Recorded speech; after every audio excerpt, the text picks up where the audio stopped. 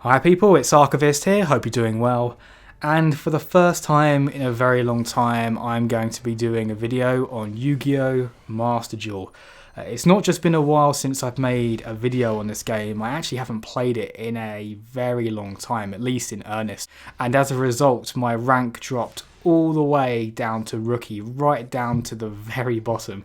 And what that did mean though was that I could get some fun games to bring me up to speed, because I'll be completely frank guys, I was very rusty after that much time and I definitely needed a few easier games. I decided to go with Blue Eyes because to me that's one of the most intuitive decks. I think it's fairly easy to use and it brings you up to speed again on all the mechanics, you know, the extra deck, just power monsters, and it's a fun deck to use, but at the same time, I quickly remembered that it lacks flexibility, at least my version of the deck. I tend to brick quite a lot, and again, the deck that I've got, it doesn't have the best ability to deal with back row, and it hasn't got great recovery potential is what I say. So if you commit a lot into a single play and lose your entire hand in doing so, even if you've got a really powerful monster at the end of it, if your opponent manages to destroy what you've committed to, like, you know, your Blue Eyes, your Neo Blue Eyes Ultimate Dragon or what have you, then it leaves you with nothing and you end up often having to surrender. There are some great cards, like I love, as so many people do, the Blue Eyes Chaos Max Dragon, which can do double piercing damage to defense monsters, which I love, has 4,000 attack. You've also got some newer cards which I didn't have before, which I've enjoyed using, like Blue Eyes Jet Dragon. That would probably be my favourite, and I was very lucky to get it in a fantastic finish as well. So when you go to attack an enemy monster, you can actually return a card on their side of the field to their hand, which is great if you're a little bit nervous of a trap card, you know, just thinking if they got a Mirror Force there, or if they do, I'll just send it back to their hand for later.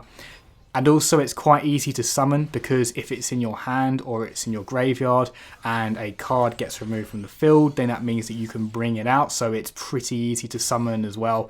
Plus it's got a fantastic signature animation, one of my favourites indeed. So there have been some great new additions to the Blue Eyes deck since I last played, but yeah, lacking that flexibility. So after enjoying a couple of games with Blue Eyes, but then getting stomped by some Dark Magician decks of all things afterwards, I decided to switch to Cyber Dragons, which was a deck that I was creating right towards the end last year, when unfortunately just life got in the way and I couldn't continue making videos to the same degree that I was, and then I lost momentum and I lost motivation. You know how it goes. But I had this deck pretty much finished, and I've just recently been plugging some of the gaps. I had plenty of gems because of, you know, latent challenges that I was able to get. So I used that to fill out the rest of the deck, and I'm actually quite happy with it. I've got a lot of back row removal potential, good recovery. I think the graveyard really is a big resource with this deck. Attack power potential with things like Power Bond is really strong. You've got good negates with Cyber Dragon Infinity. There's lots of flexibility. I think it's quite a fun deck as well. You don't spend too long in combos either. That's something I talked a lot about last year. The reason my favourite deck of last year was Galaxy Eyes was because I felt like there were decent, you know, fun combos in that deck, but nothing that was too egregious, things that, you know, that would lead to your opponent quitting because they're just so bored of your combo. I had a couple of decks last year, like Code Talkers, that as powerful as they were, as capable as they were, even I would get bored going through the motions, because once you've memorized it, it's not even that satisfying to go through all of those different summoning mechanisms, and also having the anxiety that, look, if they throw out you know, Ash Blossom at the wrong moment, my entire house of cards is just going to fall down. So I think Cyber Dragons, it's proving to not be ultra strong. It is by no means you know, an overpowered deck in my opinion, unless I'm using it very wrong. But it does feel like a good, viable deck, at least at the level I'm at right now, which is not the level I was at when I used to play last year, to be fair. So I'm coming back to things. I might go back to Galaxy Eyes, but then again, do I bother making videos when I made so many of those last year? I might continue to work on Cyber Dragons, try and nail the combos, you know, the synergy. There's a lot of you know, ability to work with banished monsters or using fusion materials from the graveyard.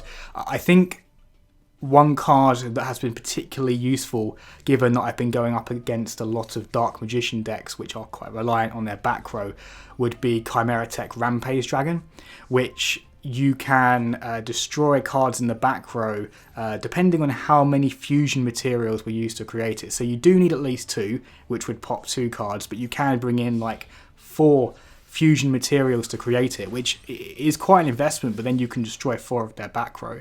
So that can be quite devastating. And then furthermore, Rampage Dragon, if you are to sacrifice 2 cards from your deck, you can then attack 2 additional times.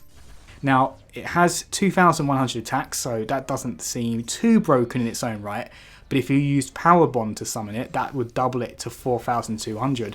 And furthermore, if you've got out the Link Cyber Dragon Sega, it can give 2,100 attack just during the battle phase to the Rampage Dragon, and then it means that when you multiply that by 3 for all of its attacks, suddenly this monster is absolutely devastating.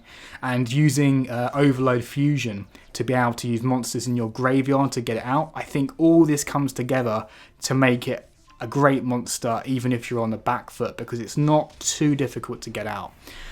So there's good searchability as well through, I think it's Cyber Emergency, I want to say. Apologies, the card names I haven't quite memorised yet, so forgive me for getting any of that wrong. If I do make some subsequent videos, I will be studying and memorising more, but right now I'm actually doing this just off the cuff, reacting to my last couple of games.